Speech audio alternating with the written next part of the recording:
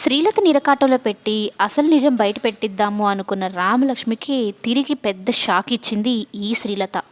సందీప్ని అడ్డం పెట్టుకొని ఆ శంకర్ ద్వారా సీతాకాంతతో మాట్లాడించి అలా అయినా సరే విడాకుల నోటీసులు పంపించింది రామలక్ష్మి కాదు, మేము అన్నట్టు వాళ్ళకి నిజం చెప్పిద్దాం అనుకుంటుందా రామలక్ష్మి. కానీ అప్పటి వరకేమో నిజం ఒప్పుకుంటుంది, నేను చెప్తాను మీ ఇద్దరిని కలుపుతాను అని చెప్పి శ్రీలత ఇంటికి వచ్చేసరికి తీరా మాట మార్చేస్తుందనమాట.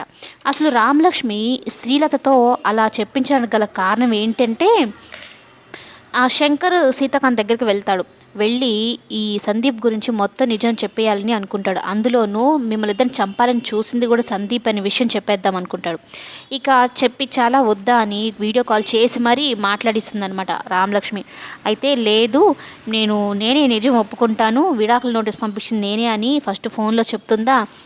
తీరా ఇంటికి వచ్చేసరికి తాతయ్యకి బాగలేదు నాన్న అన్నట్టు చెప్తుంది. పాపం రామలక్ష్మికి ఈమె మాట మారుస్తుందని తెలియక మీకు ఇంటికి వెళ్ళగానే పెద్ద సర్ప్రైజ్ అన్నట్టు చెప్తుందనమాట.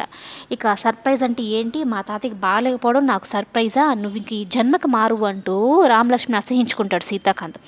మాణిక్యం ఆల్మోస్ట్ ఇంక శంకర్ నిజం చెప్పేస్తాడు అనుకున్న టైంకి రామలక్ష్మి కంటి సైగ చేయడంతో ఇంక తీసుకొని బయటకు వస్తాడు.